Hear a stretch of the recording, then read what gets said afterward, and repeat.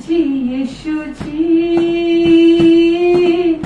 करा मैं करा बंदगी तेरी। यीशु जी यीशु जी यीशु जी करा मैं करा बंदगी तेरी। तू दिती जिंदगी मैनू, तू दिती जिंदगी मैनू। जीवा मैं तेरे लिए। यीशु जी यीशु जी यीशु जी करा मैं करा बंदगी तेरी। यीशु जी यीशु जी यीशु जी करा मैं करा बंदगी तेरी। तू मेरी जान है मेरा ईमान है, तू मेरी जान है मेरा ईमान है। तू मेरी हर खुशी। यीशु जी यीशु जी यीशु जी करा मैं करा बंदगी तेरी। यीशु जी यीशु जी यीशु जी करा मैं करा बंदगी तेरी। काम पूरा तूने सारा किया है, काम पूरा तूने सारा किया है। छोड़ा ना अधूरा कुछ भी। यीशु जी यीशु जी यीशु जी करा मैं करा बंदगी तेरी। यीशु जी यीशु जी यीशु जी करा मैं करा बंदगी तेरी। काम पूरा तूने सारा किया है, काम पूरा तूने सारा किया है। छोड़ा ना अधूरा कुछ भी। यीशु जी यीशु जी यीशु जी करा मैं करा बंदगी तेरी। यीशु जी यीशु जी यीशु जी करा मैं करा बंदगी तेरी। यीशु जी यीशु जी यीशु जी करा मैं करा बंदगी तेरी। यीशु जी यीशु जी यीशु जी करा मैं करा बंदगी तेरी। करा मैं करा बंदगी तेरी। करा मैं करा बंदगी तेरी।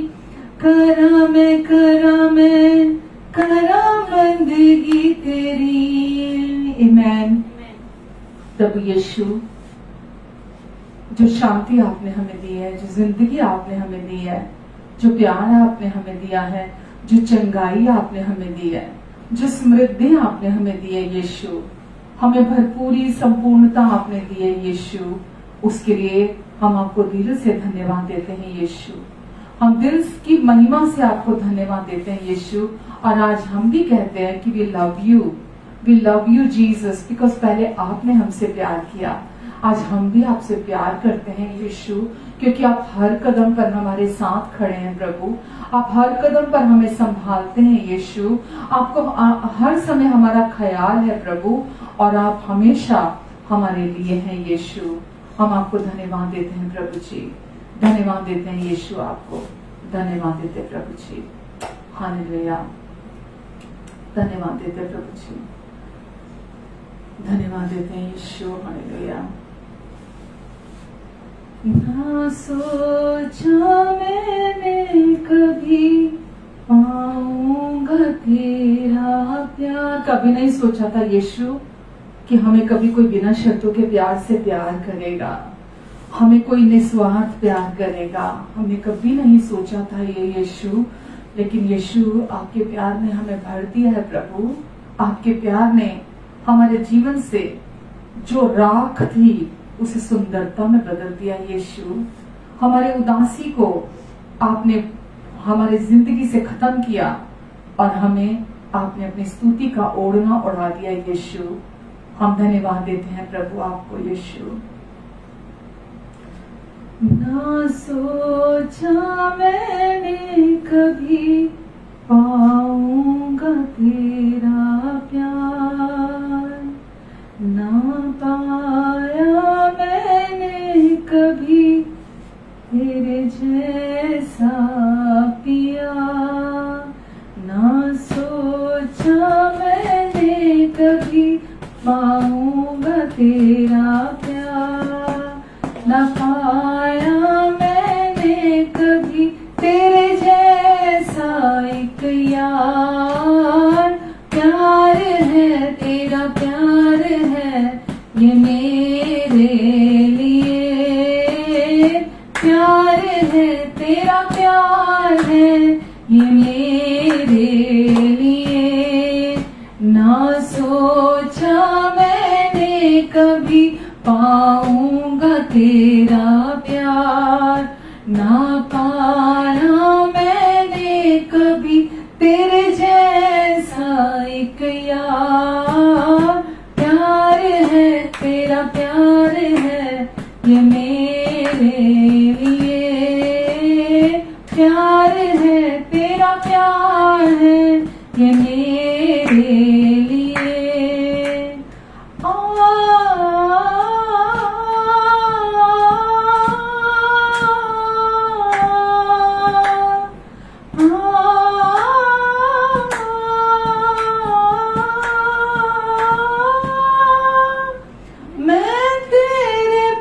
कुछ भी नहीं, कुछ भी न था मेरे पास, जो मैं हूँ अब तुझ में सब पाया तेरे साथ। मैं तेरे बिन कुछ भी नहीं, कुछ भी न था मेरे पास, जो मैं हूँ अब तुझ में सब पाया तेरे साथ।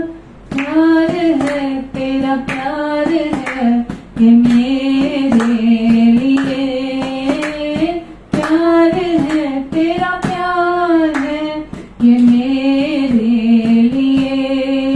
ना सोचा मैंने कभी पाऊंगा तेरा प्यार, ना पाया मैंने कभी तेरे जैसा एक यार। प्यार है तेरा प्यार है ये मेरे लिए, प्यार है तेरा प्यार है ये मेरे लिए, प्यार है तेरा प्यार है ये मेरे लिए, प्यार है तेरा प्यार है ये मेरे लिए, प्यार है तेरा प्यार है सिर्फ मेरे लिए, प्यार है तेरा प्यार है सिर्फ मेरे लिए। आमेन, हालेलुया। हमने कभी नहीं सोचा था यीशु कि हमें कोई अपने आप से बढ़कर हमें प्यार करेगा, खुद से बढ़कर हमें कभी कोई प्यार करेगा। यीशु, जब आपका प्यार हमने पाया तो हमने जाना कि आपने हमें अपने आप से अधिक प्रेम किया है। आपने अपने प्राणों को भी त्याग दिया, अपने प्राणों को भी खो दिया आपने, ताकि हम जिंदगी पाले, हम आपके साथ एक हो जाएं। यीशु प्रभु, हम आपको धन्यवाद देते हैं। प्रभु जी, धन्यवाद देते हैं यीशु आपके प्यार के लिए। आपके प्यार ने हमें कॉन्फिडेंस दिया है प्रभु, हमें बोल्ड बनाया है आपके प्यार में, हमें आजादी दी है आपके प्यार में, आपके प्यार ने हमें चंगाई दी है प्रभु, और हमें नया बना दिया है। धन्यवाद देते हैं यीशु। इस समय जितने लोग भी मुझे देख पा रहे हैं, सुन पा रहे हैं यीशु, इन सब की जरूरत यीशु आपका प्यार है प्रभु। भले ही आज ये बात को समझते नहीं है, भले ही आज इस बात को, सच्चाई को जानते नहीं है यीशु, पर जिसकी जिंदगी में आपका प्यार आ जाता है प्रभु, उसका जीवन पूरी रीति से संतुष्ट हो जाता है। वो व्यक्ति पूरी तरह से तृप्त हो जाता है। वो व्यक्ति फिर आपके प्यार की सप्लाई बन जाता है यीशु।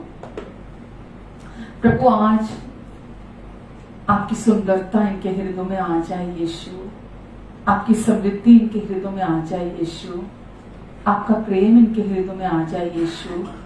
प्रभु आज ही आपके प्रेम का घर बन जाए यीशु, क्योंकि बिना यीशु के प्रेम है ही नहीं है। हम इस संसार में प्रेम प्रेम प्रेम करते हैं, लेकिन जिस दिल में यीशु नहीं, उस दिल में वो निस्वार्थ प्रेम नहीं। निस्वार्थ प्रेम सिर्फ यीशु का प्रेम है, और जो व्यक्ति यीशु को ग्रहण करता है वो उस निस्वार्थ प्रेम को पा लेता है, उस बिना शर्तों के प्रेम को पा लेता है, और फिर वो व्यक्ति उस बिना शर्तों के प्रेम की सप्लाई बन जाता है, घर बन जाता है। प्रभु आज ये आपके प्रेम का घर बन जाए। प्रभु यीशु, आपने कहा अंत के दिनों में मैं अपने आत्मा में से उड़ेलूंगा। प्रभु आज आप अपने पवित्र आत्मा में से उड़ेल दें, उड़ेल दें प्रभु इन सबके जिंदगियों में यीशु, ताकि फिर ये इंसान के प्यार के प्यासे ना हो, किसी इंसान के प्यार के भूखे ना हो, ये किसी इंसान के पीछे ना भागे प्रभु, क्योंकि किसी इंसान के पास वो बिना शर्तों का प्यार नहीं है। बिना आपके किसी के पास वो बिना शर्तों का प्यार नहीं है। प्रभु आप चाहते हैं कि हम संपूर्ण प्रेम, जो सच्चा और पवित्र प्रेम है, जो सीधा आपसे आता है, हम सीधा सीधा आपसे रिसीव करें।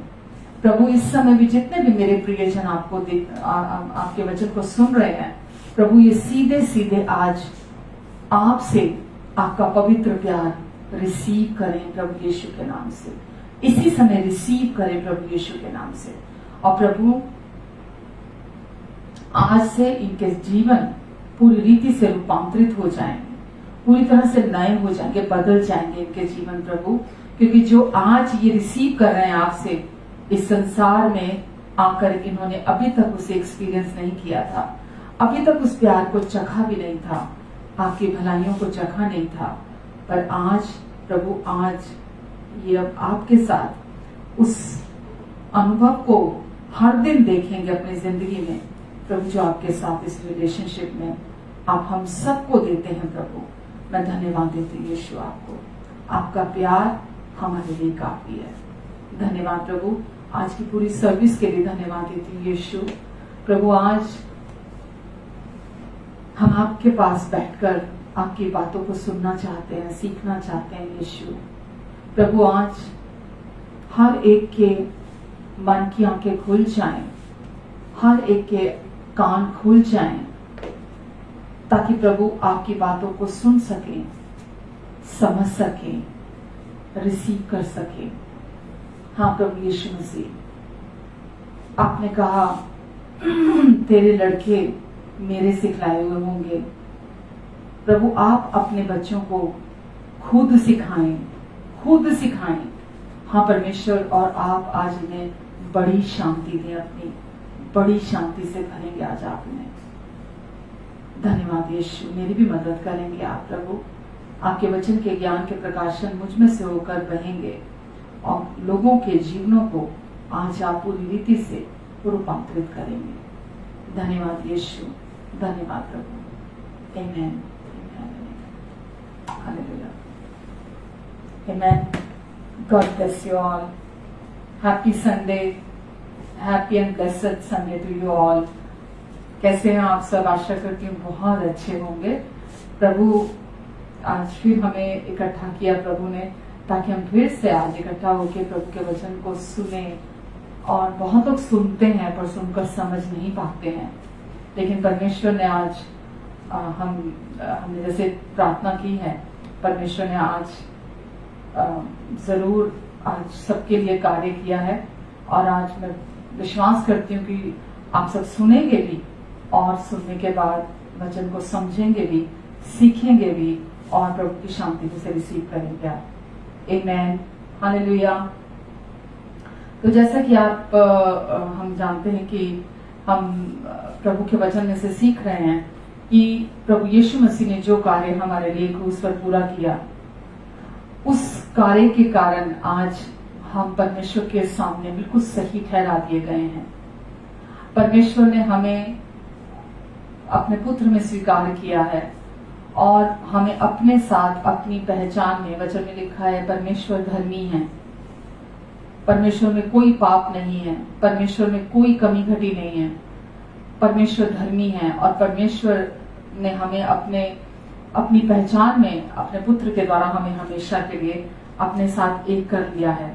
और आज हम उनके साथ, जब उनकी शांति में उनके साथ उनकी पहचान में उनके साथ एक हो चुके हैं, तो अब परमेश्वर ने हमें अपनी शांति दे दी है।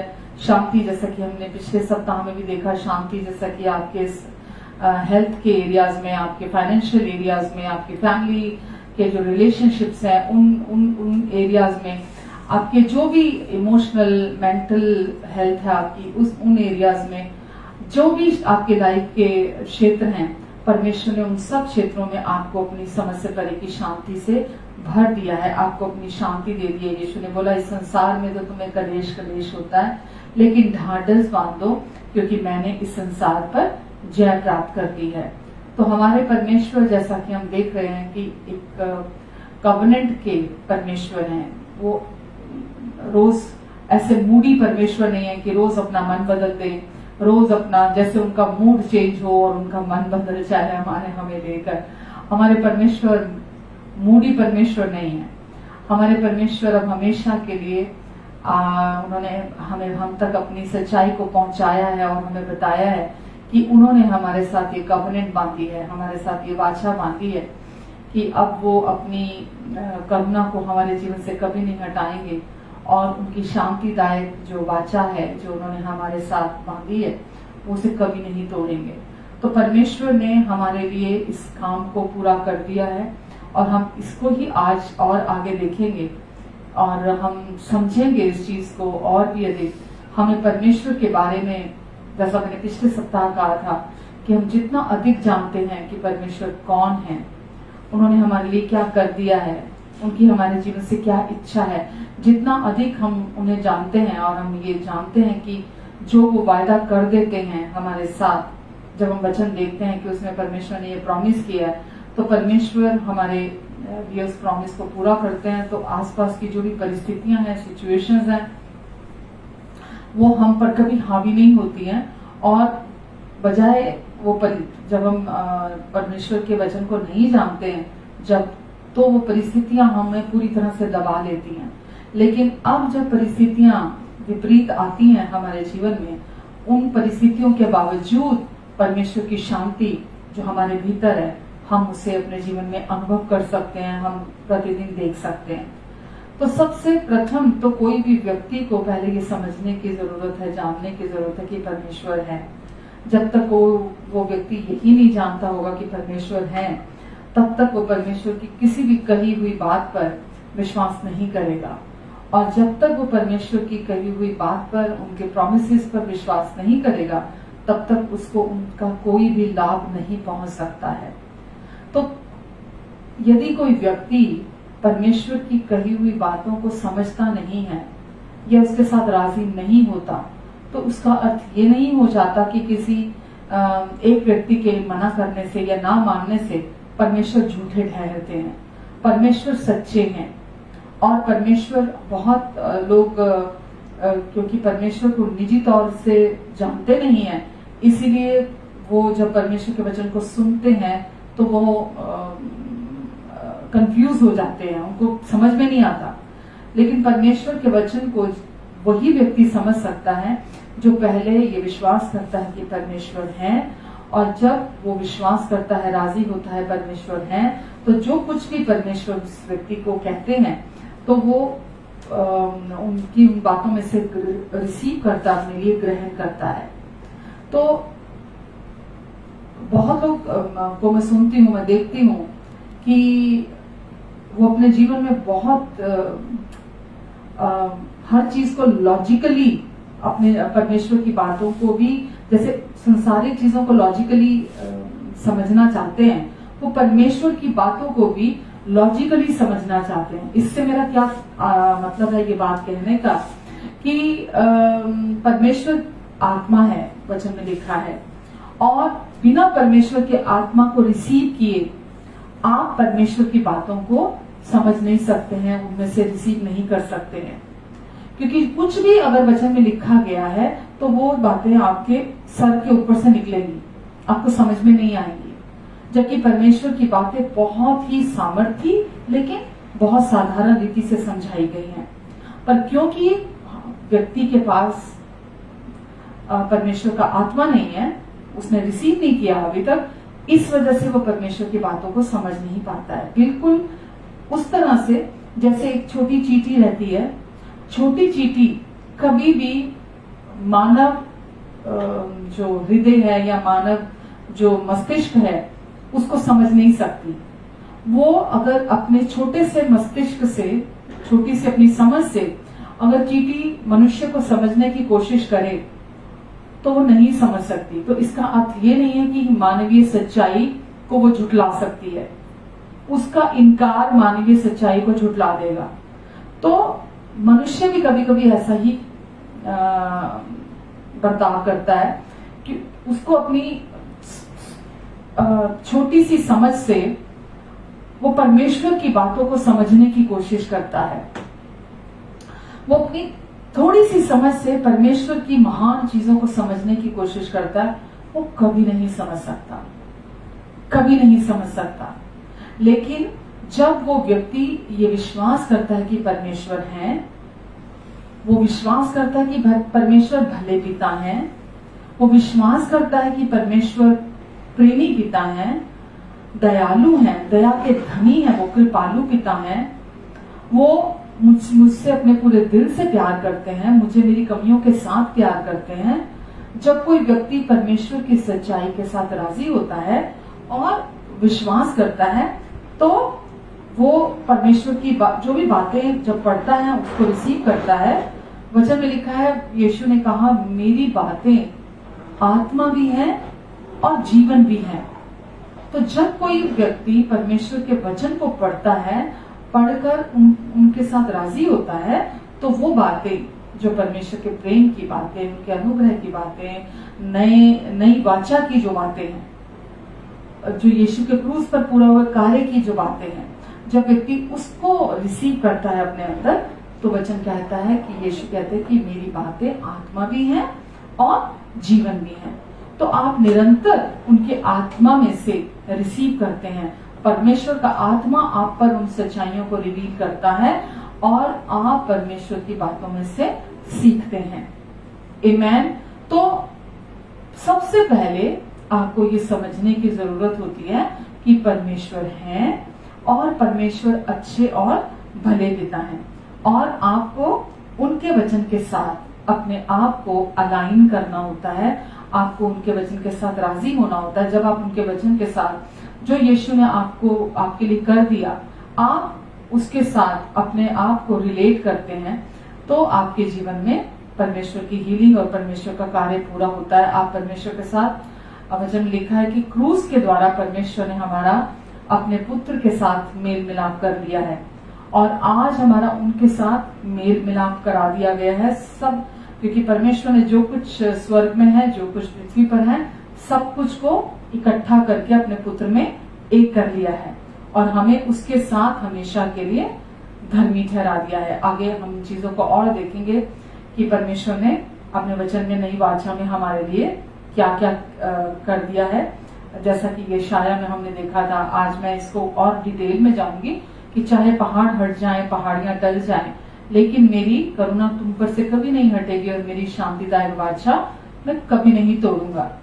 तो परमेश्वर हमें अपनी कवनेंट देते हैं कि क्योंकि हमने परमेश्वर पर विश्वास किया है, जो परमेश्वर पर विश्वास करता है वो यीशु पर विश्वास करता है, और जो यीशु पर और यीशु के क्रूस पर पूरा हुए कार्य पर विश्वास करता है, परमेश्वर उसको अपने प्रॉमिसेस देते हैं। तो परमेश्वर कहते हैं कि मैं अपनी शांति की वाचा कभी नहीं उस व्यक्ति के जीवन से टालूंगा, और इस शांति की वाचा को अपने जीवन में प्राप्त करने के लिए, इस शांति की वाचा में बने रहने के लिए किस चीज की जरूरत है? केवल विश्वास की, केवल विश्वास की आवश्यकता है। और परमेश्वर ने जैसा कि मत्ती 9:29 में लिखा, तुम्हारे विश्वास के अनुसार तुम्हारे लिए हो जाए। तो जो कुछ भी परमेश्वर ने प्रभु यीशु मसीह के क्रूस के द्वारा हमारे लिए पूरा कर दिया है, उसको हम अपने जीवन में कैसे रिसीव, अगर हम बोलेंगे ये क्यों, ऐसा क्यों नहीं, ऐसा होना चाहिए था, ये गलत है, वो गलत है, हम परमेश्वर में ही नुक्स निकालने लगते हैं। हम परमेश्वर के वचन में ही नुक्स निकालने लगते हैं। हम परमेश्वर के वचन को ही गलत ठहराने लगते हैं। हम सोचते ऐसा नहीं, ऐसा नहीं, ऐसा, जबकि हमें उस समय क्या करना चाहिए? हमें प्रार्थना करनी चाहिए और हमें परमेश्वर से मदद मांगनी चाहिए कि परमेश्वर, मैं गलत हो सकता हूं, मेरी क्योंकि समझ थोड़ी है, छोटी है, मैं आपके वचन को नहीं समझ सकता, हो सकता है, लेकिन आपसे सब कुछ हो सकता है। और होली स्पिरिट, पवित्र आत्मा जी, आप इन वचनों को मुझ पर जाहिर करें, मुझ पर इन्हें उजागर करें, ताकि मैं परमेश्वर की बातों को समझ पाऊं। आमेन। तो हमें स्वर्ग के लिए विश्वास की जरूरत नहीं है। हमें जब तक हम इस पृथ्वी पे हैं, जब तक हम इस संसार में हैं, हमें विश्वास की जरूरत है। आपको पता है कि जैसे हम अंत के दिनों में चल रहे हैं, अंत के दिनों में अभी जो कुछ हुआ, जो कोविड-19 जो अभी तक भी बस मतलब जा रहा है, निकल रहा है, हम उसमें से निकल कर जा रहे हैं। तो आने वाले समयों में भी हमें नहीं पता क्या होने वाला है, क्या घटने वाला है। मैं ये चीजें आपको डराने के लिए नहीं बोल रही हूँ बिल्कुल भी, पर मैं आपको समझाने के लिए बोल रही हूँ कि आने वाले समयों में भी हमें नहीं पता कल क्या होने वाला है, क्या नहीं होने वाला। लेकिन वो लोग जो परमेश्वर के वचन पर विश्वास करते हैं, या जो परमेश्वर के साथ राजी होते हैं, जो जैसा कि आज का ये वचन है कि उनकी शांतिदायक वाचा, उन्होंने प्रॉमिस किया कभी नहीं टलेगी, मैं कभी नहीं तोड़ूंगा। तो जो उनकी जो कवनेंट है, कवनेंट ऑफ पीस, परमेश्वर ने प्रॉमिस किया मैं इसको कभी नहीं ब्रेक करूंगा, कभी नहीं तोड़ूंगा। तो ये विश्वास के द्वारा ही आपके जीवन में कार्य करती है। तो यदि कोई व्यक्ति अपने जीवन में परमेश्वर के इस वचन के साथ राजी नहीं होता और इस जो कवनेंट है, जो पीस की, शांति की, इसे अपने जीवन में रिसीव नहीं करता, तो उसके लिए सरवाइव कर पाना बहुत मुश्किल है, बहुत कठिन है उसके लिए आगे आने वाले समयों में भी। लेकिन जिस व्यक्ति के पास परमेश्वर की ये वाचा है, ये कवनेंट है, उसका कोई परिस्थिति कुछ नहीं बिगाड़ सकती, कोई सिचुएशन उसके लाइफ में कुछ नहीं बिगाड़ सकती, क्योंकि उस व्यक्ति का भरोसा परमेश्वर पर है। उस व्यक्ति का भरोसा परमेश्वर के कहे हुए वचन पर है। उस व्यक्ति का भरोसा परमेश्वर के प्रॉमिसेस पर है। उस व्यक्ति का ध्यान पूरी रीति से परमेश्वर के वचन पर है। वो हर समय परमेश्वर के वचन को दिन रात मेडिटेट करता है, और परमेश्वर का वचन ही है जो उस व्यक्ति की मदद करता है, उसको हमेशा आनंदित रहने के लिए, उसको हमेशा शांति में बने रहने के लिए उस व्यक्ति को मदद करता है। और ऐसा व्यक्ति निरंतर अपने विश्वास को एक्सरसाइज करता है, अपने विश्वास का निर्माण करता है। ऐसा व्यक्ति कि वो कैसी भी असंभव क्यों नहीं दिखने वाली परिस्थितियां आ जाएं, वो ये जानता है कि परमेश्वर मेरे लिए खड़े हैं और परमेश्वर का निकास मेरे लिए है, क्योंकि वो अपनी इस कवनेंट को मेरे लिए कभी नहीं तोड़ेंगे, अपनी इस कवनेंट को कभी नहीं तोड़ेंगे, और मैं उनके साथ इस कवनेंट में हमेशा बना रहूंगा, हमेशा बनी रहूंगी। आमेन। तो कोई भी परिस्थिति आपके जीवन में आए, वो आपको विचलित नहीं कर सकती, वो आपको परेशान नहीं कर सकती। क्यों?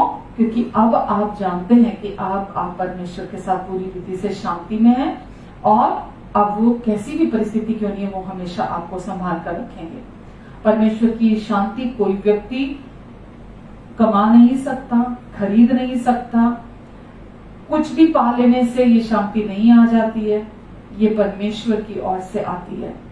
जिस शांति की मैं बात कर रही हूँ, जो भयंकर से भयंकर परिस्थितियों का सामना कर सकती है, जो कितनी भी आपके विपरीत चीजें क्यों ना हो, जो उन परिस्थितियों में भी आपको संभाल कर रख सकती है, और आपके लिए उन उन चैलेंजेस में, उन परीक्षाओं में, जो कि परमेश्वर कभी नहीं लेकर आते हमारे जीवन में। ना कोई परीक्षा, ना कोई चुनौती परमेश्वर कभी नहीं लेकर आते अपनी संतानों की जिंदगी में। लेकिन जब दुष्ट की ओर से वो परीक्षा आती है, वो चुनौतियां आती हैं, वो जो हर्डल्स आते हैं, जो वो हमें रोकने के लिए कोशिश करता है, हमें परमेश्वर उसमें से निकास देते हैं और हम सुरक्षित उसमें से बाहर निकल जाते हैं। तो कितनी सुंदर है जो परमेश्वर ने हमें अपनी ये वाचा दी है। और जब हम यशाया 54 में परमेश्वर ने हमें अपनी ये वाचा दी है, यशाया 54 से पहले यशाया 53 है, और 53 में हम देखते हैं यशाया 53 में कि प्रभु यीशु मसीह ने क्रूस पर हमारे लिए कार्य को पूरा किया। और ये उसका डिस्क्रिप्शन है जो यशाया नबी ने दिया वहां पर। और जो काम प्रभु यीशु मसीह ने क्रूस पर हमारे लिए पूरा किया, और वचन में हम देखते हैं कि हमारे अपराधों के लिए यीशु घायल हुए, हमारे अधर्म के कामों के लिए वो कुचले गए, हमारी शांति के लिए यीशु को ताड़ना सहनी पड़ी, ताकि यीशु के कोड़े खाने से हम चंगे हो जाएं। तो प्रभु यीशु मसीह का ये क्रूस पर पूरे हुए कार्य की भविष्यवाणी है, जो वो अभी होने वाली थी आगे। अभी वो हुआ नहीं था, लेकिन परमेश्वर ने यशाया नबी को, भविष्यवक्ता को, उस प्रॉफिट को वो दर्शन दिखाया था कि ऐसा काम परमेश्वर करने जा रहे हैं। तो प्रभु यीशु मसीह हमारे लिए क्रूस पर मरे ताकि हम बहुतायत का और अनंत जीवन जी सकें। प्रभु यीशु मसीह हमारे लिए क्रूस पर मरे। क्यों मरे? लोगों को समझ में नहीं आता कि यीशु के मरने से हमें क्या फायदा होगा। आज से 2000 साल पहले अगर कोई मरा है, उसका आज हमें कैसे लाभ होगा। लेकिन परमेश्वर ने मानव जाति के छुटकारे के लिए परमेश्वर ने इस कार्य को अपने पुत्र के द्वारा, वचन में लिखा है कि यीशु दास का रूप धारण करके इस संसार में आए। वो दास बनकर आए ताकि बहुतेरों को बचा लें, बहुतेरों के प्राणों को छुड़ा लें जो लोग इस संसार में हैं, और पिता के साथ उनका वापस मेल मिलाप करा दें। तो यीशु आए थे ताकि हम सबको, जो भटके हुए थे, जो हम इस संसार में भेड़ों की तरह, वचन में लिखा, हम भटके हुए थे, हम सब ने अपना अपना मार्ग ले लिया था। तो यीशु आए ताकि हमें पिता के साथ मेल मिलाप करा दें, हम पिता के साथ शांति में आ जाएं। तो यीशु मरे ताकि हम बहुतायत का और अनंत जीवन हम पा सकें। यीशु कुचले गए। क्यों कुचले गए यीशु? ताकि मैं चंगी हो जाऊं, आप चंगे हो जाएं, हम चंगे हो जाएं। यीशु को सजा मिली क्रूस पर हमारे पापों के लिए। यीशु को सजा मिली ताकि आप और मैं, हम माफी को प्राप्त कर लें, हम हमेशा के लिए माफ कर दिए जाएं, हमारे सारे पाप धुल जाएं और हम हमेशा के लिए माफ कर दिए जाएं। यीशु कंगाल बने, वचन में लिखा है, धनी होते हुए भी यीशु हमारे लिए क्रूस पर कंगाल बने ताकि हम अबंडेंस में जिए, हमें कभी किसी चीज की घटी ना हो। मतलब कभी हमें जरूरत ही महसूस ना हो कि अरे मेरे पास ये नहीं है, ओ मेरे पास ये नहीं है, काश मेरे पास ये होता, काश। हम अंदर से पूरी रीति से कंटेंटेड हो जाते हैं और हमें किसी चीज की घटी नहीं होती। हम हमेशा परमेश्वर की बहुतायत में जीते हैं। हमारे पास खाने की बहुतायत, हमारे पास हर चीज की बहुतायत होती है और हम हमेशा उनकी बहुतायत में चलते हैं। यीशु, वचन में लिखा है, यीशु ठुकराए गए ताकि ये जो हमारे लिए, वचन में लिखा है, यीशु हमारे अपराधों के लिए पकड़वाए गए, हमारे अधर्म के कामों के लिए कुचले गए, हमारे लिए, हमारी शांति के लिए यीशु के ऊपर ताड़ना पड़ी, हमारे लिए यीशु तिरस्कृत हुए, यीशु को रिजेक्शन लेना पड़ा। क्यों? ताकि हम हमेशा के लिए पिता के पास स्वीकारे जाएं। तो जो कुछ भी यीशु ने क्रूस पर किया, वो डिवाइन एक्सचेंज, यीशु वो सब बने जो हम थे, ताकि जो यीशु हैं वो हम बन जाएं। यीशु पिता के सबसे प्रिय पुत्र हैं और आज यीशु के कारण हम सब भी पिता के प्रिय पुत्र बन गए हैं। क्यों? क्योंकि परमेश्वर ने यीशु में हमें, यीशु के क्रूस के द्वारा हमें हमेशा के लिए स्वीकार कर दिया है। यीशु तिरस्कृत क्यों हुए? ताकि हम हमेशा महिमा में चल सकें, हम उनके महिमा में उनके साथ एक हो जाएं और फिर हम उनके साथ उनकी महिमा में चल सकें। तो यीशु ने जो काम क्रूस पर किया, जिसका इशाया नबी ने वर्णन किया है कि यीशु ने वो सब बने जो हम थे, ताकि हम वो बन जाएं जो पिता की इच्छा थी कि हम उसके पुत्र के जैसे बन जाएं। तो परमेश्वर ने हमें अपने पुत्र के समान हमारी आत्मा में हमें तैयार कर दिया है, हमें बना दिया है। हम आइडेंटिकली बिल्कुल पूरी रीति से हम हूबहू यीशु जैसे हैं। हमारी आत्मा में हम बिल्कुल यीशु जैसे हैं। हम भीतर से माफ किए गए हैं, शुद्ध ठहराए गए हैं, साफ किए गए हैं। यीशु के कारण यीशु के जैसे हैं। हम यीशु के कारण धर्मी ठहराए गए हैं, यीशु के कारण स्वीकार कर लिए गए हैं, यीशु के कारण धर्मी बना दिए गए हैं। यीशु के साथ पिता के शांति में यीशु के द्वारा हम आ चुके हैं। हम आशीषित हैं यीशु के कारण। तो हम पूरी रीति से हम यीशु के जैसे हैं। वचन लिखा है यीशु पाप बने ताकि हम यीशु में होकर परमेश्वर की धार्मिकता बन जाएं। यीशु हमारे लिए पाप बने ताकि हम यीशु में होकर पिता के साथ एक हो जाएं, हमारा पिता के साथ मेल मिलाप हो जाए। तो अब हम पूरी रीति से यीशु के कारण पिता के साथ एक हो गए। यीशु ने ताड़ना सही ताकि हम पिता के साथ शांति में आ जाएं। उसी के कोड़े खाने से तुम चंगे हुए, वचन कहता है। तो यीशु ने हमारे लिए कोड़े खाए ताकि हम यीशु में चंगे हो जाएं। तो यीशु ने हमारे लिए हमारे बिहाफ पर अब सब काम को पूरा कर दिया। वचन में लिखा है कि यीशु ने जब सारा काम पूरा किया, जो कि वचन में हम देखते हैं, जब यीशु मरे तो हम भी यीशु के साथ मारे गए, जब यीशु गाड़े गए तो हम भी यीशु के साथ गाड़े गए, जब यीशु जी उठे तो हम भी यीशु के साथ जी उठे, जब यीशु उठा लिए गए तो हम भी यीशु के साथ उठा लिए गए, जब यीशु स्वर्गीय स्थानों में जाकर बैठे तो हम भी यीशु के साथ स्वर्गीय स्थानों में बिठा दिए गए। तो मसीह जीवन कहां से शुरू होता है? मसीह जीवन शुरू होता है बैठे रहने से, बिठाए जाने से शुरू होता है। तो यशाया 53 हमें बताता है कि यीशु ने सब काम क्रूस पर पूरा किया और हमें पिता के साथ अपने दाहिने हाथ पर हमेशा के लिए यीशु ने अपने क्रूस पर पूरा हुए कार्य के द्वारा बिठाया। पहले बिठाया हमें ताकि फिर हम आगे सही जीवन जी सकें, हम उनके साथ चल सकें। तो मसीह जीवन हमेशा बैठने से शुरू होता है, जैसा कि भजन संहिता 91 में लिखा है, जो परम प्रधान के छाए हुए स्थान में बैठा रहे वो सर्वशक्तिमान की छाया में ठिकाना पाएगा। जो इलियॉन परमेश्वर के परम प्रधान के छाए हुए स्थान में बैठा रहे वो एल शद्दाई परमेश्वर की छाया में ठिकाना पाएगा। तो परमेश्वर ने हमें अपने साथ स्वर्गीय स्थानों में बिठा दिया है मसीह यीशु में। ये कैसे हम रिसीव करते हैं? विश्वास करने के द्वारा कि हम वहां बैठे हुए हैं, हम हमेशा के लिए बिठा दिए गए हैं। तो इस समय भी आप कहाँ हैं?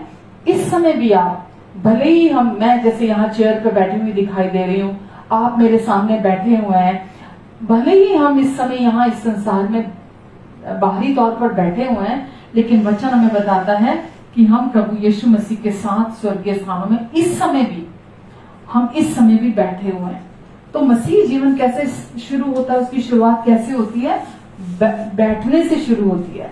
जब तक हम इस बात को नहीं समझते कि प्रभु यीशु मसीह ने सब कामों को पूरा कर दिया, जिसकी यशाया ने 53 में हमें भविष्यवाणी करके बताया कि यीशु ने हमारे बिहाफ पर हमारे लिए सब काम पूरा कर दिया। तो प्रभु यीशु मसीह ने हमारे लिए संपूर्णता से सिद्धता से कार्य को पूरा कर दिया है। कार्य को पूरा, कौन सा कार्य?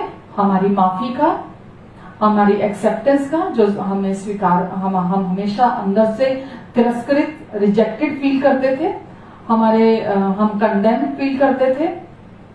हम हमेशा सोचते थे कि अरे यार मैं तो पापी हूँ, अरे मैं तो पापी हूँ, मुझे मेरे पापों की सजा मिलेगी। ऐसा नहीं हो सकता कि मुझे मेरे पापों की सजा ना मिले, मुझे मेरे पापों की सजा मिलेगी। तो जो भी आप अपने अंदर कंडेम फील करते थे, आपको लगता था नहीं आप तो नर्क जाओगे, जो कुछ भी ये था, ये आपके अंदर जो आपकी आत्मा जहाँ जीवन नहीं था, आप अपने मन में ऐसा सोचते थे, प्रभु यीशु मसीह ने उस सारे कार्य को मिटा दिया। जो दुष्ट का काम था आपके अंदर, उसे अपने लहू के द्वारा मिटाकर धो दिया हमेशा के लिए, और अब आपके अंदर अपना कार्य स्टैब्लिश कर दिया। अब आपके अंदर प्रभु यीशु मसीह का कार्य जो पूरी रीति से, संपन्नता से, सिद्धता से प्रभु यीशु ने आपके लिए पूरा कर दिया, अब वो आपके हृदय की पट्टियों पर लिखा गया है। तो अब हमारा जो जीवन है वो शुरुआत कैसे होता है? वो शुरुआत होता है बैठे रहने से। जब तक कोई व्यक्ति सही रीति से बैठना नहीं सीखता, तब तक वो चलना नहीं सीखता। बिल्कुल ऐसे ही जब तक आप प्रभु के सामने आप सही चल नहीं सकते, जब तक आप पहले प्रभु में बैठना नहीं सीखते। यानी कि जो पहले इशाया 53 में हम देखते हैं कि प्रभु यीशु मसीह ने हमें अपने पूरा हुए कार्य में बिठा दिया है, हमारे लिए सिद्धता से परफेक्टली काम को पूरा करके हमें अपने साथ बिठा दिया है। जब तक हम इस बात को नहीं समझते, तब तक हम इशाया 54 में जो भी उसके लाभ हैं, जो भी उसके फायदे हैं, जो भी उसके बेनिफिट्स हैं, जो प्रभु यीशु ने क्रूस पर हमारे लिए पूरा कर दिया, तब तक हम उसके फायदे नहीं उठा सकते।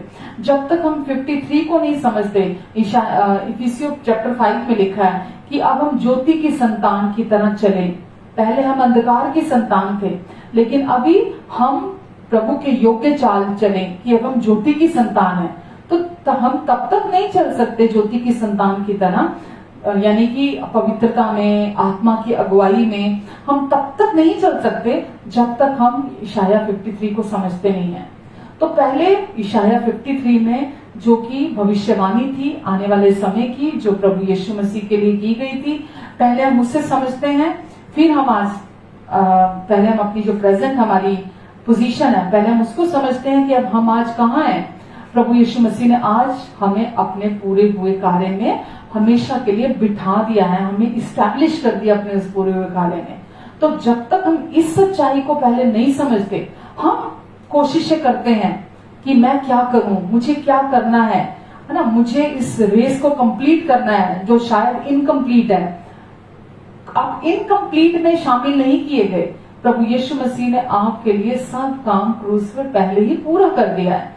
आपको प्रभु यीशु मसीह ने अपनी संपूर्णता में लाकर रख दिया है, आपको अपनी संपूर्णता में लाकर एस्टैब्लिश कर दिया है, आपको अपनी शांति दे दी, आपको अपना प्रेम दे दिया, आपको अपना आनंद दे दिया, आपको अपनी चंगाई दे दी, आपको अपनी सफलता दे दी, आपको अपनी समृद्धि दे दी, आपको अपनी संपूर्णता दे दी, आपको अपनी संतुष्टि दे दी, आपको पिता के साथ हमेशा के लिए मेल मिलाप करके एक कर दिया।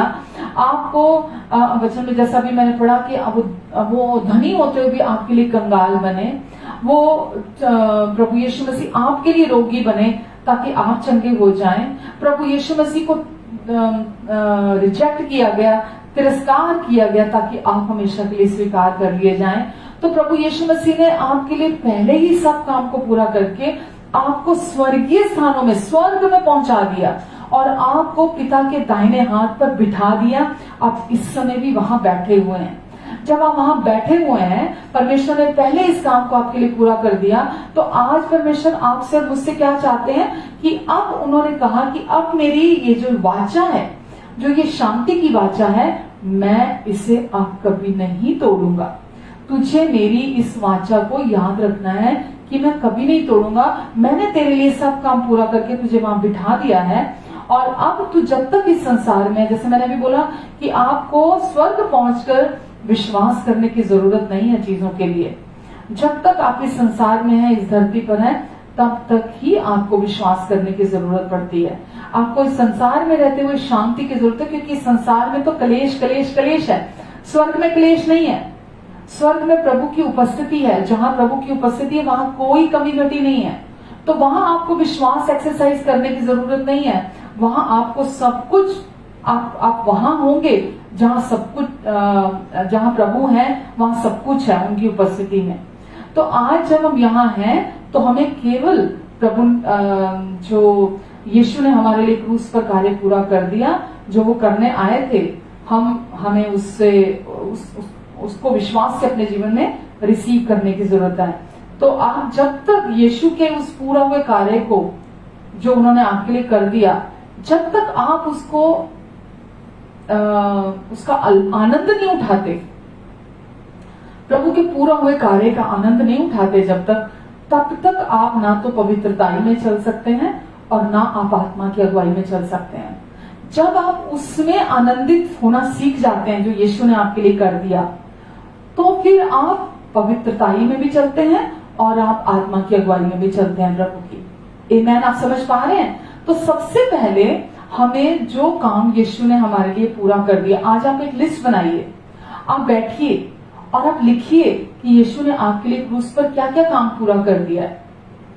आपके लिए क्या, यीशु क्यों आए थे, उन्होंने आकर क्या काम आपके लिए पूरा कर दिया है। अब उसकी लिस्ट बनाइए, अब देखिए कि प्रभु ने आपके लिए क्या क्या कर दिया है और विश्वास से उन चीजों को अपने जीवन में अनुभव कीजिए, विश्वास से उन चीजों को अपने जीवन में रिसीव कीजिए, उनका मैनिफेस्टेशन देखिए। जब आप विश्वास करेंगे तभी आप उन चीजों का मैनिफेस्टेशन अपने लाइफ में देखेंगे। तो प्रभु यीशु मसीह में सबसे पहले जब आप विश्वास करते हैं उनके पूरा हुए कार्य में, जब आप स्ट्रांगली खड़े होते हैं उस पूरा हुए कार्य में जिसमें उन्होंने आपको इस्टेब्लिश कर दिया है। इफिशियन चैप्टर अगर आप पढ़ते हैं 6, तो उसमें लिखा है कि आप शैतान के विरोध में भी खड़े हो सकते हैं। तो आप उससे डरते नहीं है फिर, क्योंकि आप उस पूरा हुए कार्य में आप अच्छे से अपने रेस्ट करना सीखा है। अब आप जानते हैं आप मसीह में कौन है। अब आप जानते हैं कि परमेश्वर ने आपके साथ वो शांतिदायक वाचा बांधी है और परमेश्वर अब आपके विरोध में नहीं है, परमेश्वर आप पर क्रोधित नहीं है, परमेश्वर आप पर गुस्सा नहीं है बिल्कुल भी, और वो आपको कभी नहीं छोड़ेंगे। वो हमेशा आपके लिए, आपके साथ, आपकी ओर है। लेकिन ये सब कुछ शुरू होता है जब आप उस पूरा हुए कार्य को समझते हैं, अपने लिए विश्वास करते हैं, अपने लिए उस पूरा हुए कार्य में आप बैठने का चुनाव करते हैं। आप अपनी पवित्रताई के लिए एफर्ट्स नहीं करते, आप धर्मी बनने के लिए कोशिशें नहीं करते, आप परमेश्वर की स्वीकृति को पाने के लिए कोशिशें नहीं करते, परमेश्वर के प्यार को पाने के लिए एफर्ट्स नहीं डालते। आप इन सब चीजों के लिए कोशिशें करना बंद कर देते हैं। आप केवल और केवल जो शायद नबी ने 53 में जो भविष्यवाणी की यीशु के आने के लिए कि मसीहा आएगा, जो इस जगत का उद्धार करता है, वो आएगा और आकर इस कार्य को पूरा करेगा। और लोग फिर आनंदित होंगे जब वो उस कार्य में विश्वास करेंगे, उस कार्य पर विश्वास करने के द्वारा वो आनंदित होंगे। तो परमेश्वर ने हमारे लिए जो स्टार्टिंग पॉइंट है हमारा, वो ही फिनिश पॉइंट है हमारा। परमेश्वर ने ऐसा नहीं कहा ये मेरा स्टार्टिंग पॉइंट है, ये यीशु ने क्रूस पर कर दिया, अब तुम इस कार्य को जाकर पूरा करो। परमेश्वर ने कहा जो हमारा शुरुआती जो बिंदु है वही हमारी फिनिशिंग लाइन है। हमें फिनिशिंग लाइन से ही शुरू करना है, क्योंकि परमेश्वर ने हमें अपने साथ मसीह के क्रूस पर पूरा हुए कार्य के द्वारा हमें अपने साथ अपने दाहिने हाथ पर बिठा दिया है। अब कोई भी ताकत आपको परमेश्वर के पंखों की आड़ के नीचे से बाहर नहीं निकाल सकती। वचन में परमेश्वर ने लिखा जो परम प्रधान के छाए हुए स्थान में बैठा रहे वो सर्वशक्तिमान की छाया में ठिकाना पाएगा। जब आप परम प्रधान के स्थान में बैठे हुए से शुरुआत करते हैं, जो यीशु ने क्रूस पर पूरा कर दिया, तो आप सर्वशक्तिमान की छाया के तले आ जाते हैं। और जब आप सर्वशक्तिमान की छाया के तले आ जाते हैं, आप जानते हैं कि उन्होंने आपके साथ ये वाचा बांधी है और कोई बीमारी, कोई घटी, कोई फेलियर अब वहां पहुंच नहीं सकता। परमेश्वर आपके लिए है। कौन परमेश्वर के विरोध में आना चाहेगा? जब आप परमेश्वर के पंखों के नीचे हैं, उनके पंखों की आड़ में, जैसे आपने मुर्गी को देखा होगा, अपने पंखों की तले वो अपने बच्चों को छिपा कर रखती है, तो कौन परमेश्वर के पंखों के तले आएगा छूने के लिए? परमेश्वर ने आपको हमेशा के लिए अपने पास रख लिया, बिठा दिया है। तो ये कैसे हम अपने जीवन में रिसीव करते हैं? विश्वास के द्वारा। जब भी कोई सिचुएशन सामने आती है कि परमेश्वर अब मैं आपके साथ बैठा हुआ हूं और जब तक मैं इस संसार में हूं, आपने कहा कि इस संसार में तो तुझे कलेश होता है, इस संसार में तुझे कलेश होता है, वहां तू मेरे साथ शांति में बैठा दिया गया है। इस संसार में तो तुझे कलेश होता है, पर ढांढस मान, चिंता मत कर, यहाँ की भी ढाढ़स बांध, क्योंकि मैंने इस संसार पर जय पा ली है। परमेश्वर ने आपको यहां भी जय पा ली है और आपने यीशु के साथ जय पाई है, और आपको उस फिनिश लाइन जो स्टार्टिंग पॉइंट है हमारा, वही हमारा फाइनल पॉइंट है, प्रभु ने वहां अपने साथ खड़ा किया है कि अब यहां से शुरुआत करनी है। तो हमें कुछ कंप्लीट नहीं करना आज, हमें कुछ पूरा नहीं करना आज, हमें कुछ पाने के लिए नहीं कोशिशें नहीं करनी आज, क्योंकि यीशु ने पहले ही सब काम परफेक्टली कंप्लीटली कंप्लीट कर दिया है। और हमको यानी कि हमारी चंगाई का काम पूरा हो चुका है, हमारी सफलता का काम पूरा हो चुका है, हमारे बच्चों को की शिक्षा पूरी हो चुकी है वहां पर। हाँ, शैतान के विरोध में प्रभु यीशु मसीह ने पहले से ही उसको क्रूस पर हरा दिया। जो भी वो हमारे विरोध में चीजें लेकर आता था, क्रूस पर वचन में लिखा है कि कुलुसियों चैप्टर 2 में उन्हें मिटा डाला है प्रभु यीशु ने, जो कुछ भी हमारे अगेंस्ट हमारे विरोध में था। तो प्रभु यीशु मसीह ने इस कार्य को क्रूस पर हमेशा के लिए सिद्धता से पूरा कर दिया है, और अभी आपके विरोध में कुछ भी नहीं आ सकता। अब आप ये जानते हो कि शैतान हारा हुआ है, प्रभु यीशु ने उसे क्रूस पर हरा दिया है, और अब उसके पास आपके अगेंस्ट एक भी कोई भी वो एलिगेशन नहीं लेकर आ सकता। आपके विरोध में कोई भी चार्ज आपके अगेंस्ट में नहीं लेकर आ सकता वो, क्योंकि यीशु ने आपको अपने क्रूस पर पूरा हुए कार्य के द्वारा जस्टिफाइड ठहरा दिया है। अब आप जस्टिफाइड हो, अब आप राइचियसनेस ऑफ गॉड हो, अभी आप परमेश्वर के तरफ से आप हमेशा के लिए स्वीकार कर दिए गए हो। तो ये चीजें परमेश्वर ने हमें बताई, हमें दी, कि ताकि हम सीखें कि अब हम परमेश्वर की संतान हैं, और अब हमारे विरोध में कोई भी चीज आ नहीं सकती। आज तो मैंने वचन अभी शुरू भी नहीं किया और 1 बज गया है। तो परमेश्वर ने इस कार्य को हमारे लिए क्रूस पर पूरी रीति से पूरा कर दिया है। और ये जब हम यशाया देखते हैं, यशाया में जब आप पढ़ते हैं तो यशाया 53 के 10 में लिखा है, 53 के 10 में, कि यीशु कि वह अपना प्राण दोष बलि करेगा। यीशु के लिए लिखा है, यीशु अपना प्राण दोष बलि करेगा, तब वो अपने वंश को देख पाएगा। तो प्रभु यीशु मसीह के लिए लिखा कि यीशु अपना प्राण दोष बलि करने के द्वारा वो अपना वंश देख पाएगा। तो यीशु ने अपना प्राण दोष बलि करने के द्वारा, वहां लिखा है, परमेश्वर की इच्छा ताकि पूरी की जाए। जब यीशु ने अपना प्राण बलि दोष किया, क्यों किया? आगे लिखा है, ताकि परमेश्वर की इच्छा पूरी की जाए। तो परमेश्वर की इच्छा क्या थी आपके लिए और मेरे लिए?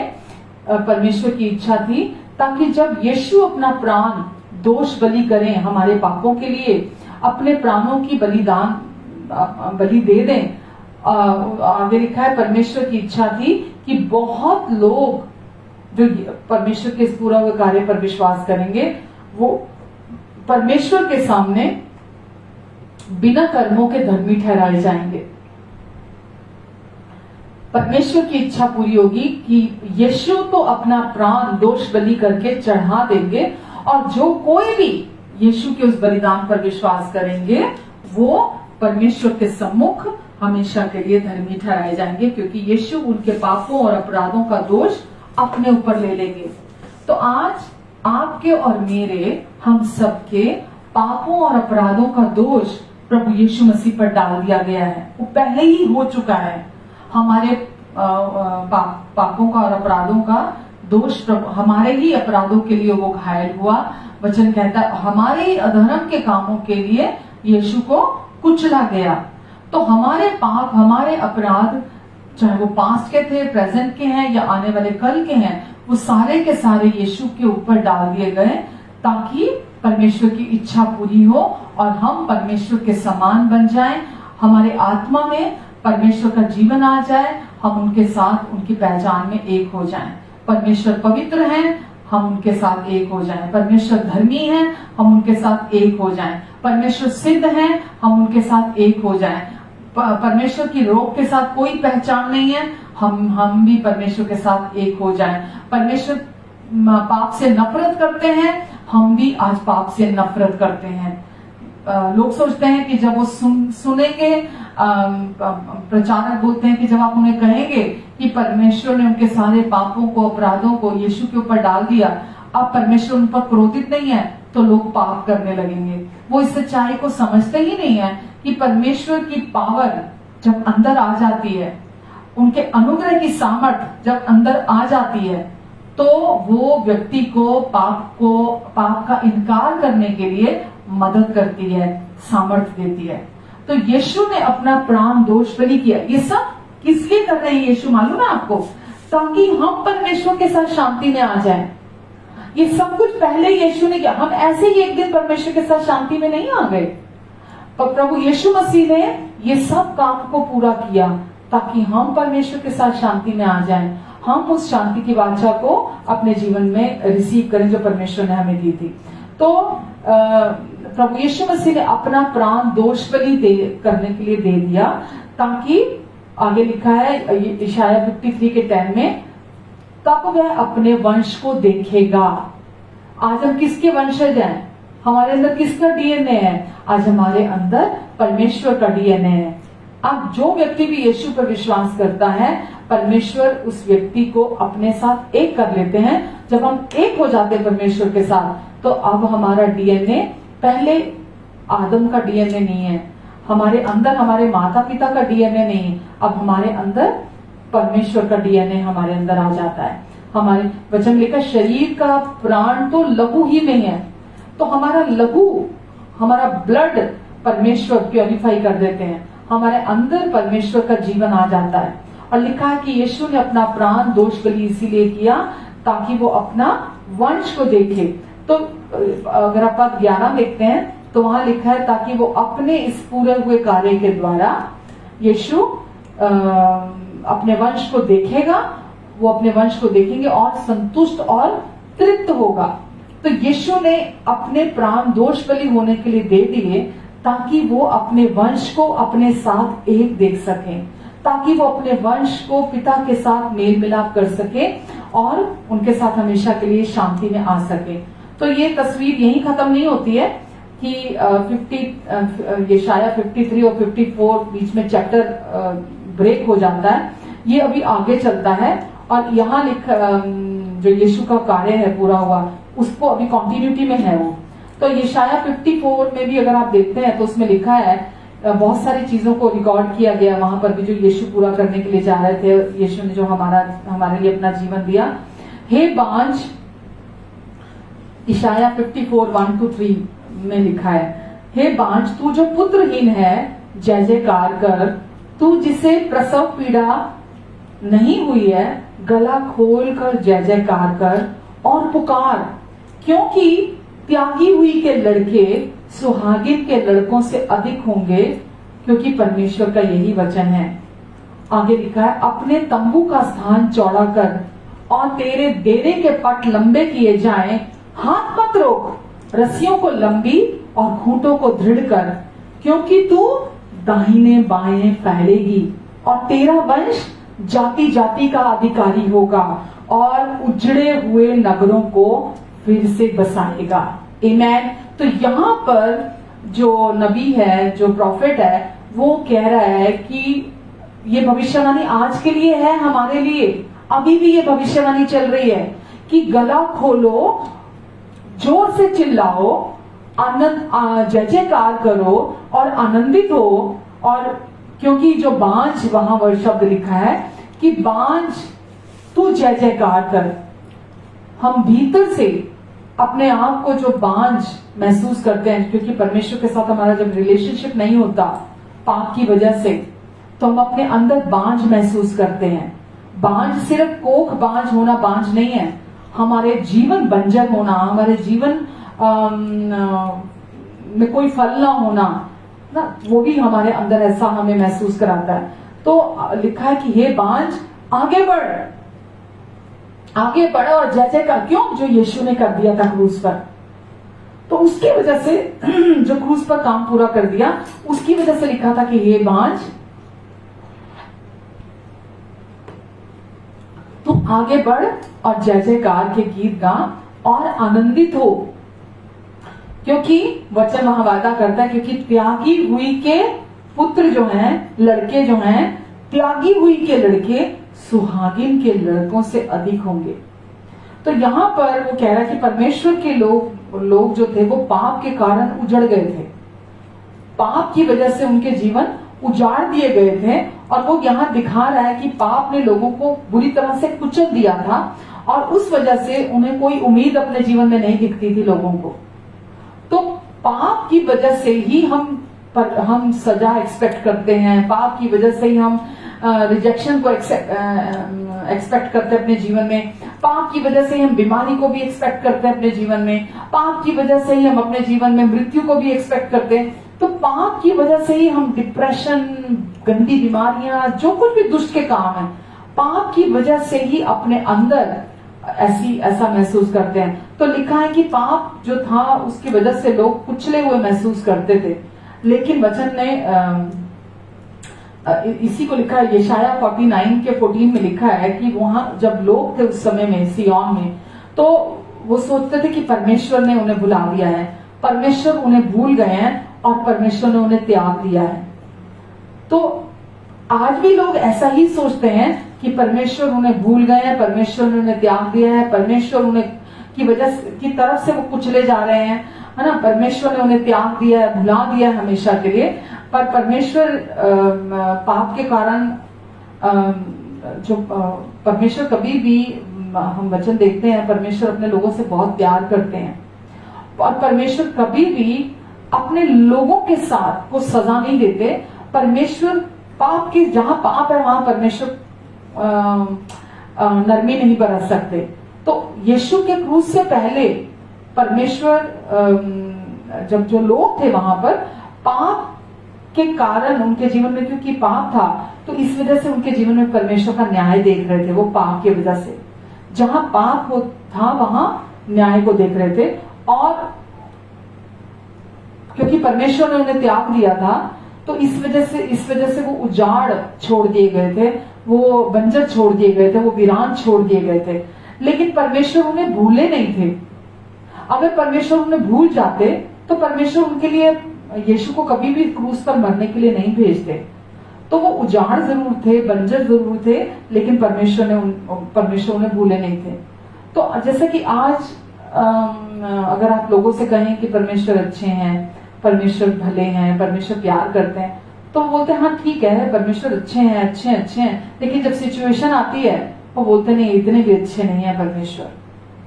लेकिन जो परमेश्वर के प्यार को, वचन में लिखा है, चख कर देखो कि परमेश्वर कितना भला है, चख कर देखो।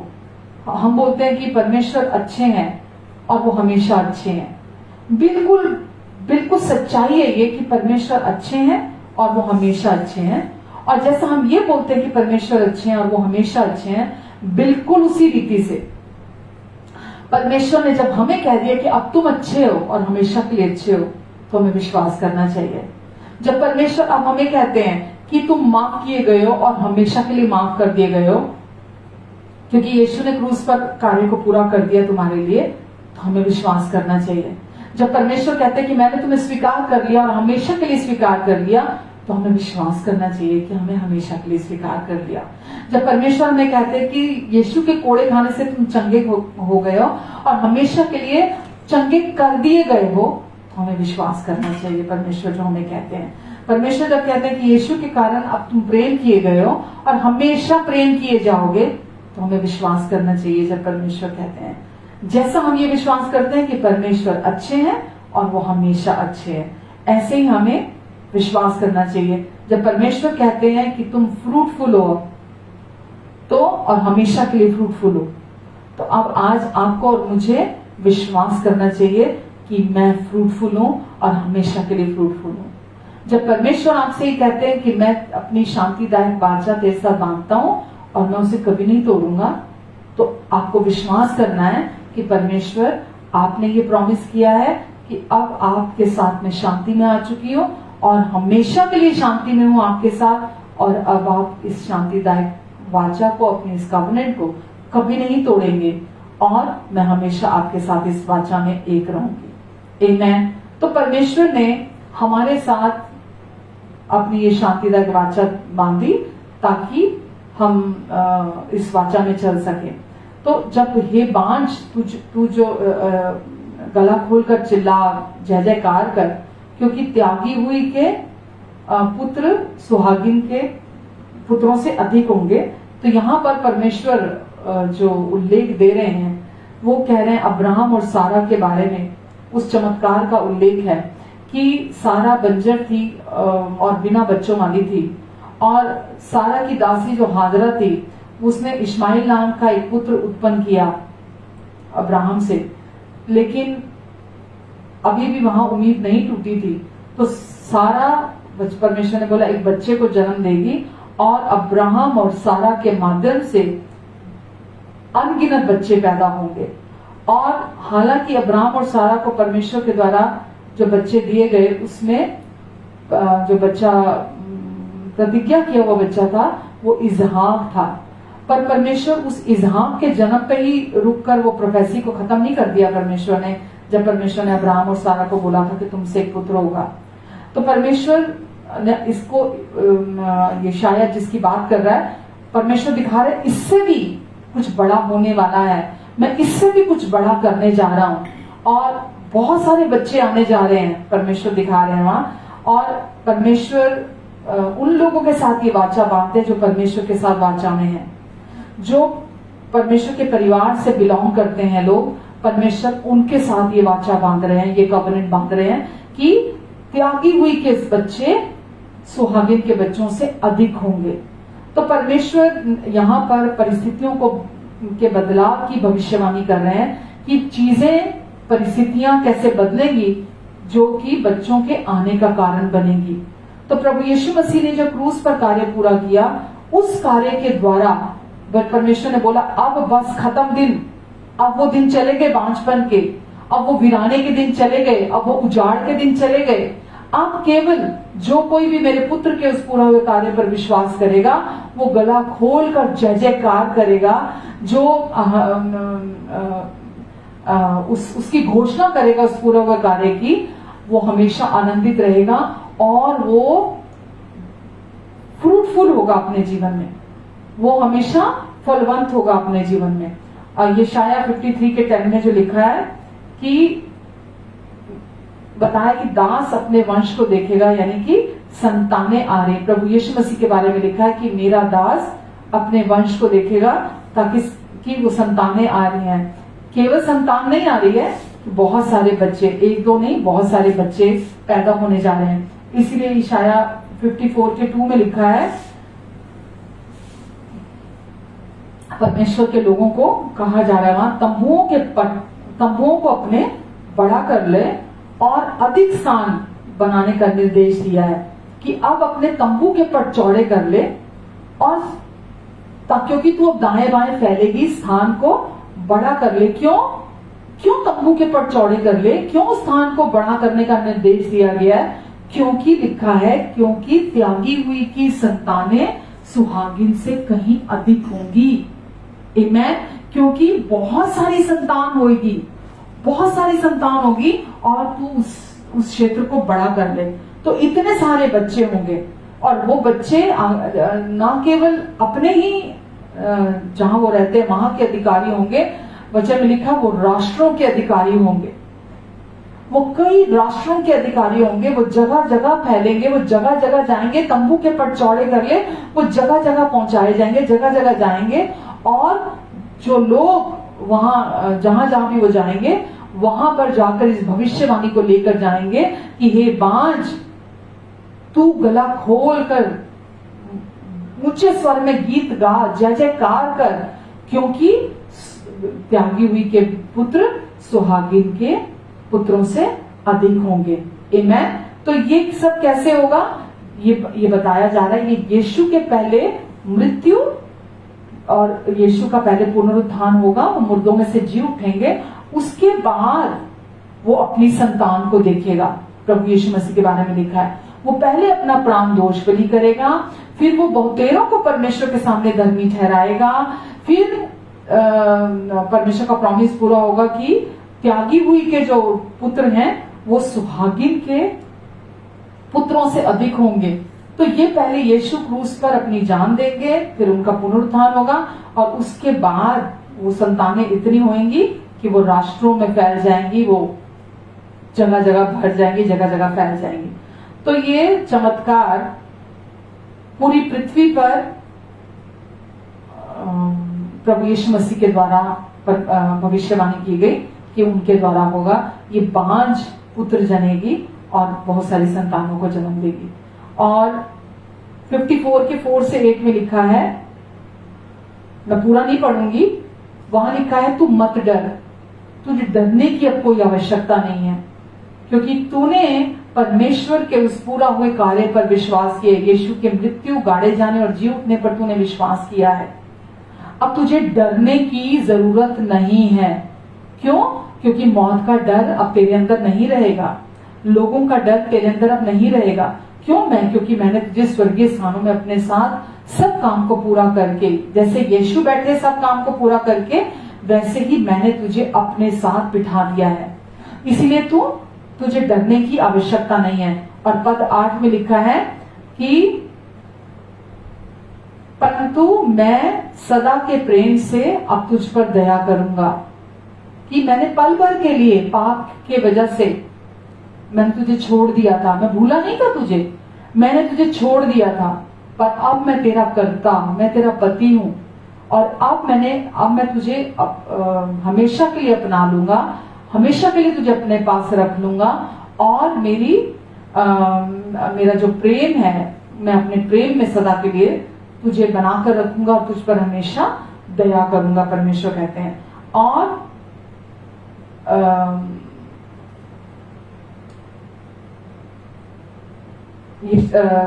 शांति की वाचा के बारे में आगे लिखा है, 54 के 9 से 10 में लिखा है कि अब परमेश्वर एक यहाँ पे अद्भुत क्या प्रॉमिस कर रहे हैं कि जैसा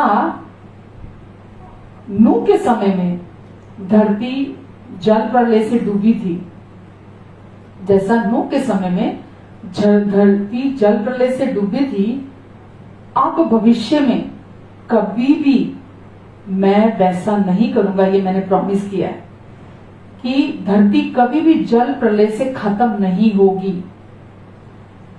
ये परमेश्वर का प्रॉमिस है कि धरती कभी भी नहीं खत्म होगी।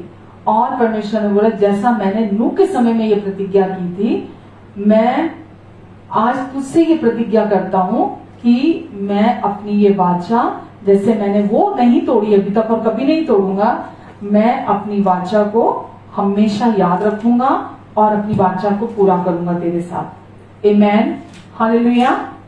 एक बार हम 54 निकाल देते हैं और एक बार पढ़ लेते हैं। उसमें 54 के 9 में लिखा है, 8 भी पढ़ लेते हैं। लिखा है, क्रोध के आवेग में आकर मैंने पल भर के लिए तुझसे मुंह छिपाया था, परंतु अब अनंत करुणा से मैं तुझ पर दया करूंगा। परमेश्वर कह रहे हैं, यह मेरी दृष्टि में नूह के समय के जल प्रलय के समान है, क्योंकि जैसे मैंने शपथ खाई थी कि नूह के समय के जल प्रलय से पृथ्वी फिर नहीं डूबेगी, वैसे ही मैंने यह भी शपथ खाई है कि फिर कभी तुझ पर क्रोध नहीं करूंगा और ना तुझको धमकी दूंगा, चाहे पहाड़ हट जाएं और पहाड़ियां टल जाएं, तो भी मेरी करुणा तुझ पर से कभी नहीं हटेगी और मेरी शांतिदायक वाचा कभी नहीं टलेगी। यहोवा जो तुझ पर दया करता है उसका यही वचन है। आमेन।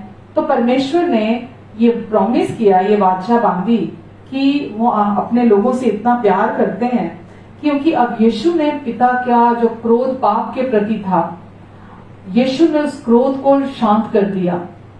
यीशु ने हमारे स्थान पर वो पाप बने यीशु, ताकि हम यीशु में परमेश्वर के साथ एक हो जाएं।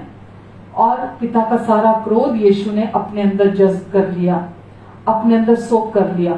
तो अब पिता ने कहा कि क्योंकि मेरे पुत्र ने क्रूस पर ये कार्य परफेक्टली कंप्लीटली पूरा कर दिया, मुझे सेटिस्फाइड कर दिया, मैं पूरी तरह से उस कार्य से संतुष्ट हूँ, 100% मैं खुश हूँ जो मेरे बेटे ने क्रूस पर पूरी मानव जाति के लिए कर दिया।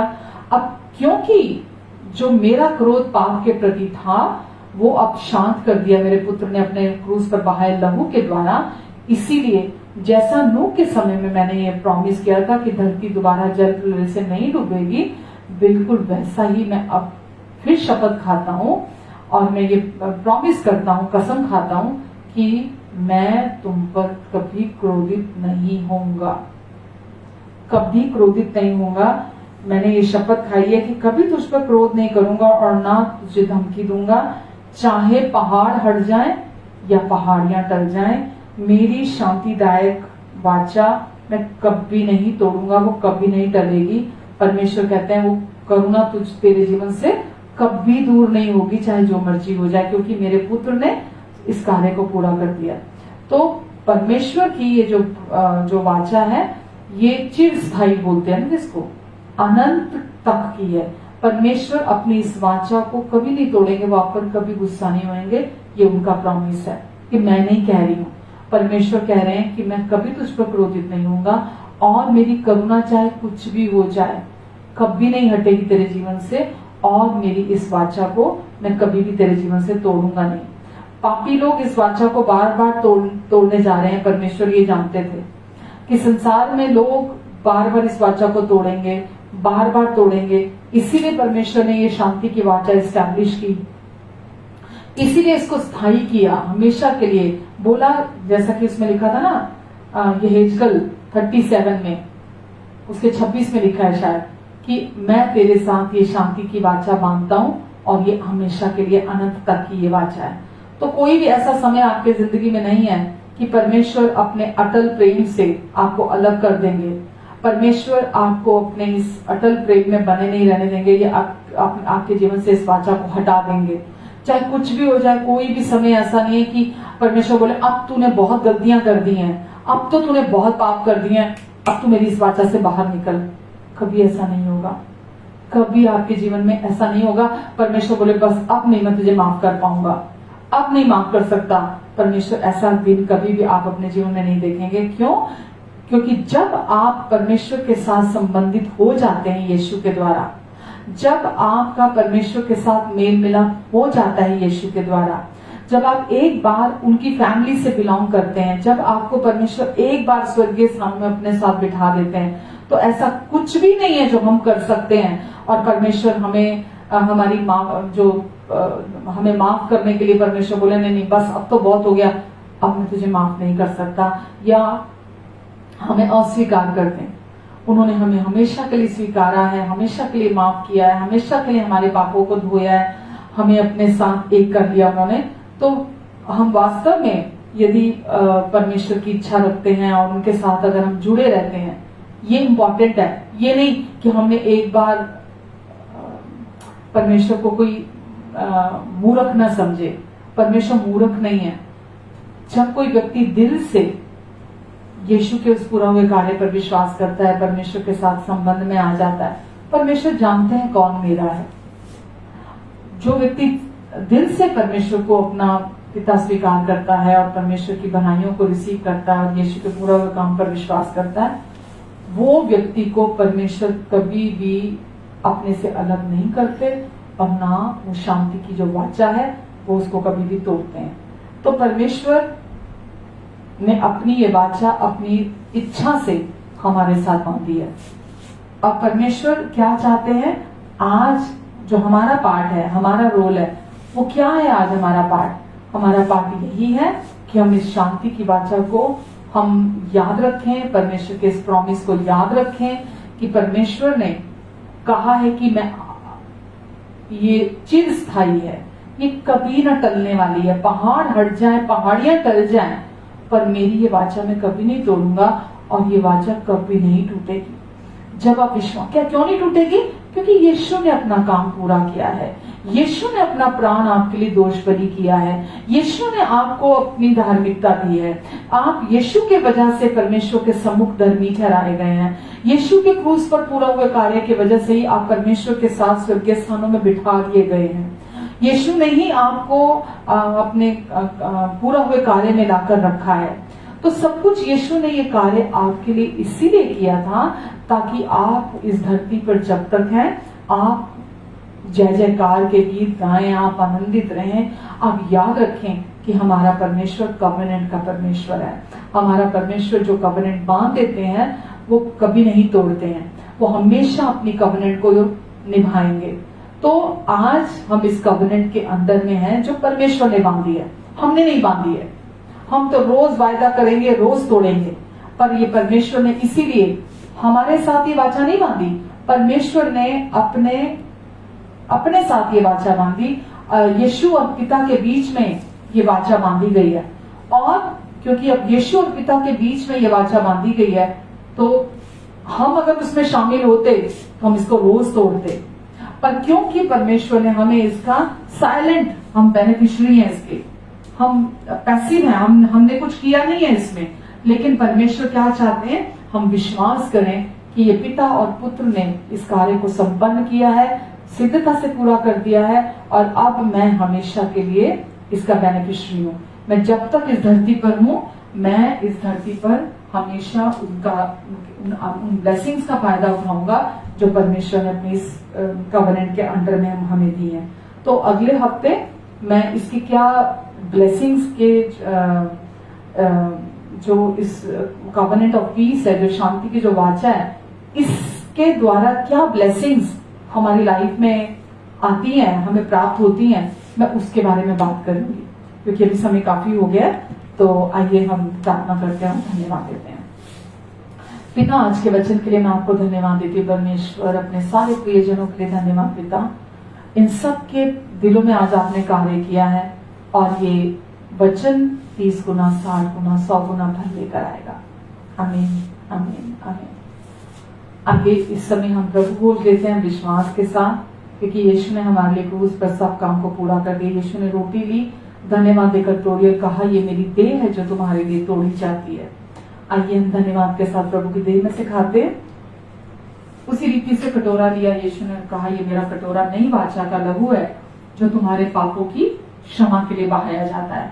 तो यीशु ने अपना ये पवित्र लहू हमारे लिए बहाया ताकि हमारे पाप, हमेशा के पाप धुल जाएं और हम पिता के साथ एक हो जाएं। आज हम चंगे हैं, स्वस्थ हैं, मजबूत हैं।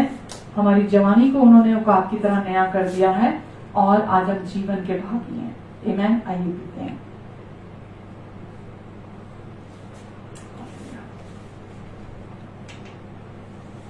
धन्यवाद यीशु।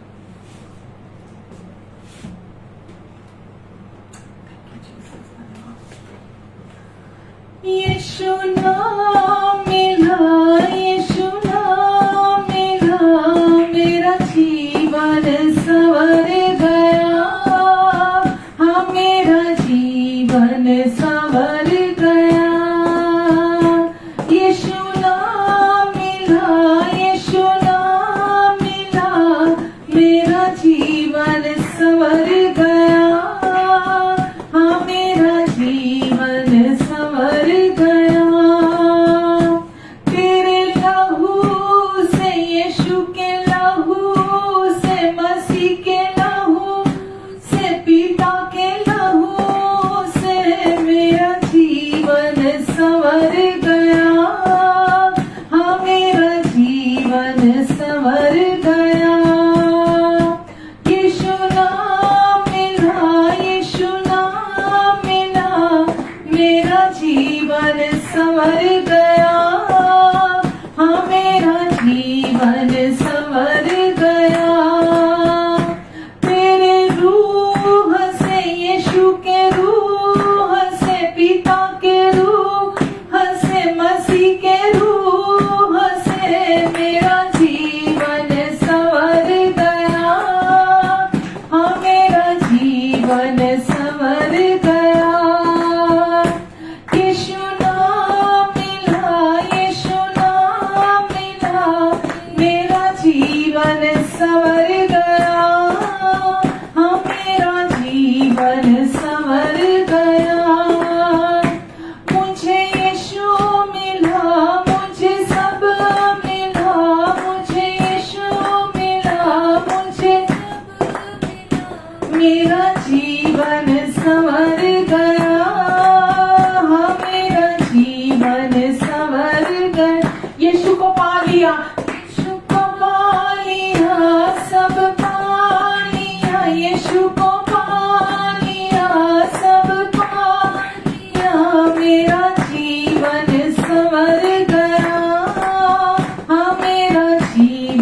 संवर गया। यीशु नाम मिला, यीशु नाम मिला, मेरा जीवन संवर गया, मेरा जीवन संवर गया। यीशु प्यार के सदके, यीशु नाम के सदके, यीशु प्यार के सदके, यीशु के सदके मेरा जीवन संवर गया।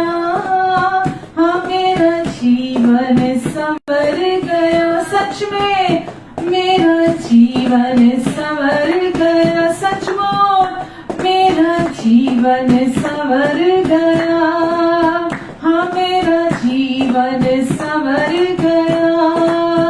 हाँ, मेरा जीवन संवर गया।